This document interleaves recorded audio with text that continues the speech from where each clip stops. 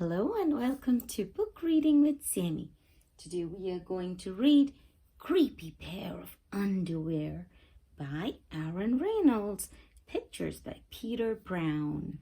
Remember to like this video and subscribe to my channel. Creepy Pair of Underwear. Jasper Rabbit needed new underwear.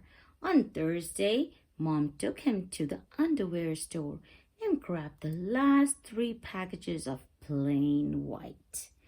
But as they headed for the checkout, Jasper spotted them. What did he spot? Creepy underwear, so creepy, so comfy, Jasper said. They were glorious. Mom, can we get these? Jasper pleaded. I think they're a little too creepy, said Mom. They are not creepy. They are cool, said Jasper. I am not a little bunny anymore. I'm a big rabbit now. Mom agreed to buy 1 pair. That night, Jasper wore his cool new underwear to bed.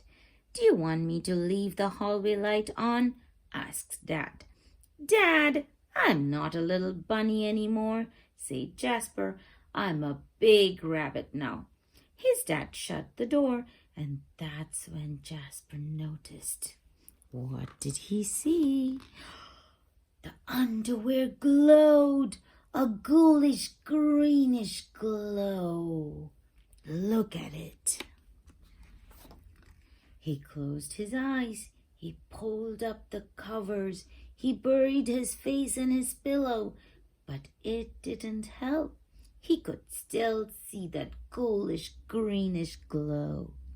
Jasper leaped out of bed and put on a pair of plain white. He stuffed the creepy underwear into the bottom of his laundry hamper. He finally fell asleep. But when he got up the next day, he was wearing the creepy underwear. Jasper threw them into the garbage can. He was still a big rabbit. He wasn't scared or anything, but he was done with scary underwear. After school, Jasper was doing his homework when he heard it, a scratchy scraping sound coming from his dresser. He opened the drawer and they were back, staring at him with that ghoulish greenish glow. He snatched the creepy underwear out of the drawer. He grabbed a big envelope and some stamps. Bye-bye, scary underwear, he said, dropping the package in the mailbox.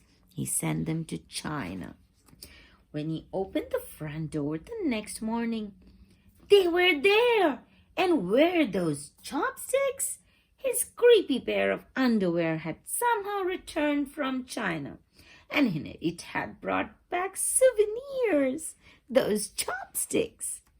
Jasper grabbed his mom's good sewing scissors.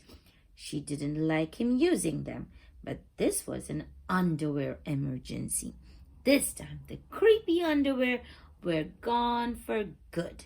He cut them into small, teeny-beeny pieces. At bedtime, he slowly opened his underwear drawer. Nothing, just plain white undies. He searched under his bed. He shook out his lampshades. Whee! There was no sign of creepy underwear. He went into the bathroom to comb his ears. They were back. What's the matter with you? His mom asked. You are so jittery lately. Nothing, he yelped. A grown rabbit couldn't be terrified of his underpants. He seized the underwear. He snagged the shovel from the garage and he rode. He didn't stop pedaling until he reached Creek Hanger Hill. What is he going to do next? Jasper began to dig. He dug until his hole was dark and deep and 100% underwear proof. He dropped the underwear in. They gleamed from the bottom, that ghoulish greenish glow. But not for long. He covered it with dirt. When he got home, Jasper crept up to his dresser. They couldn't be in there. There was no way, right? He reached for the handle. He peeked in. Nothing. Just plain white. Jasper smiled and turned out the light. Oh, it's so dark. There was just one problem. It was really dark in there, even for a big rabbit. It was so dark. Jasper turned on the light and he looked at his non-glowy pair of plain white, and he knew what he had to do. He went back. The creepy underwear were a little muddy, but they still filled the room with that gentle greenish glow.